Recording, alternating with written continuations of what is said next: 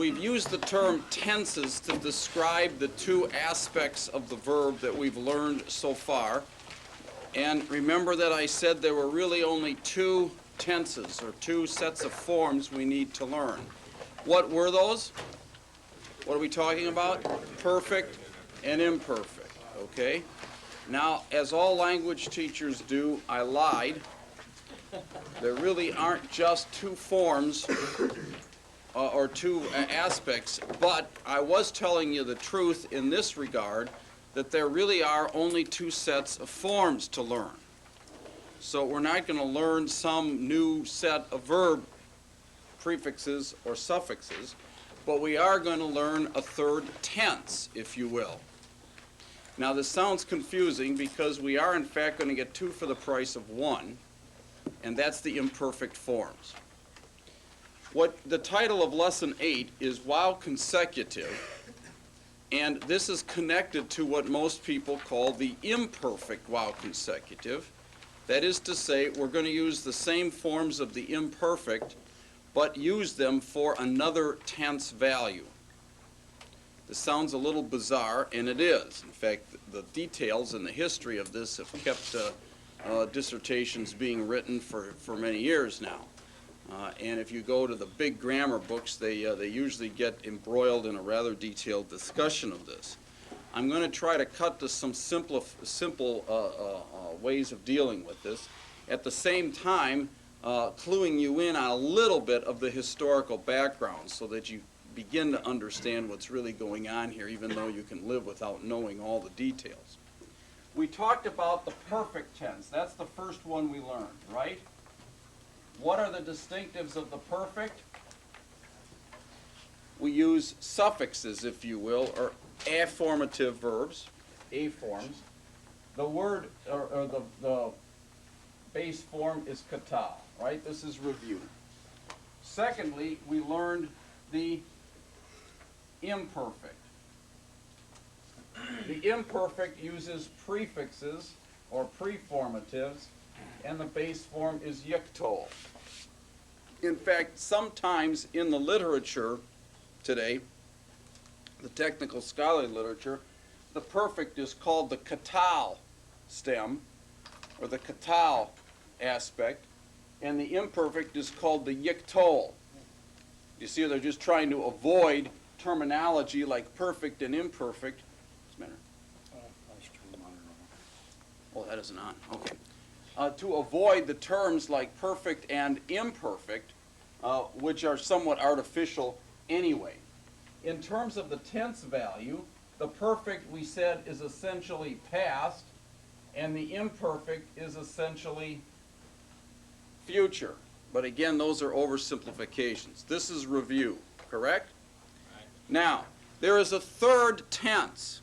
There is a third tense. And if you're following along on page 61, this is what I'm doing here is A2, and now we're doing C. We did A and B to review the perfect and imperfect, but you'll see that C is called the preterite.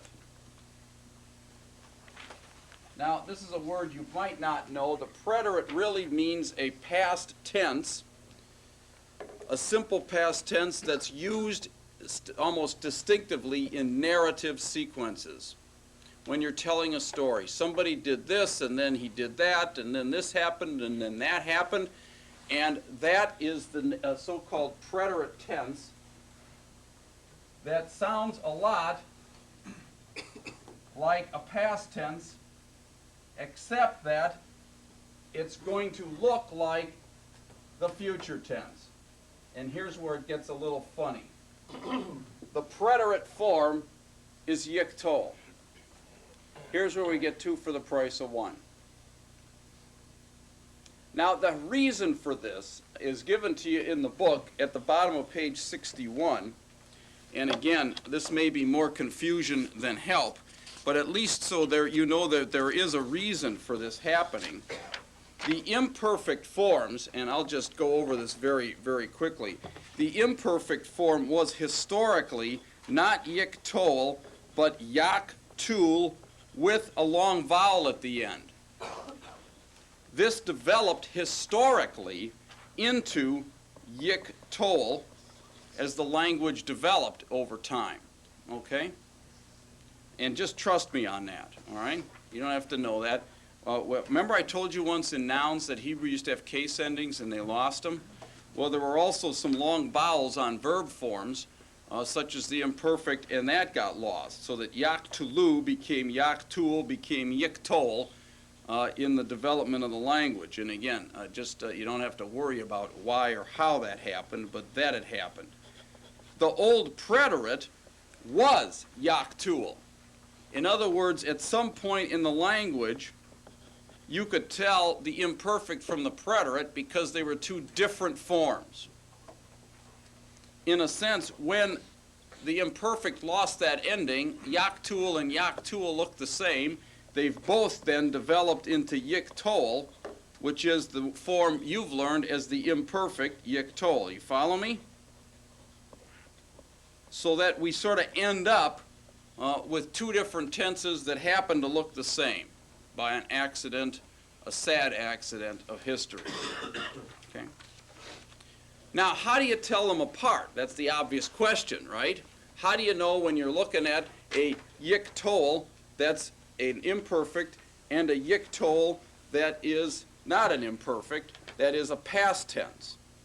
Well, this is helpful. Remember that I told you that this preterite is used very distinctively, if not exclusively, in past narrative sequences.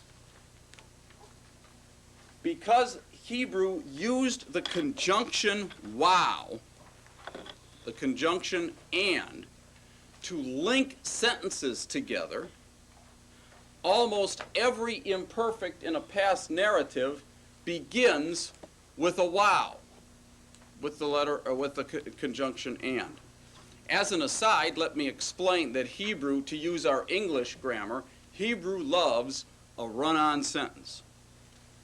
Now, when you had English Comp 101, you were taught this is not good English. But in Hebrew, you have chapters of narrative that, if you were diagramming them as an English sentence, would be all one sentence. The prophet arose, and he went up from his house, and he walked on the road, and he came to the city, and he went to the temple, and he said to the priest, comma, quote. Now you'll have a break in the sequence because you've got direct discourse. O priest, hear the word of the Lord. And he left the temple, and he went on the road, and he went to his house, and he sat down. All those ands would be in the text, connecting the sentences. Maybe as a footnote to this aside, you need to know that Hebrew as a language in its grammar or in its form does not have a lot of punctuation marks. We tend to utilize punctuation to help us figure out what parts of sentences go together. When you see a period or a full stop, you know you're at the end of a sentence. Hebrew doesn't have that stuff. Okay? So that many times the end of what we would call a sentence or the beginning of a new sentence is not marked by a period but by an and. Now this creates an interesting problem for translation because in translation, sooner or later, the English translator has to decide when you stop using and put a period and start a new sentence with a capital letter, right? And different translators will make different decisions on how they divide up all these long linked or all these long run-on sentences simply linked by and. Now that's an aside to get back to the main question of how do we tell one from another? Well,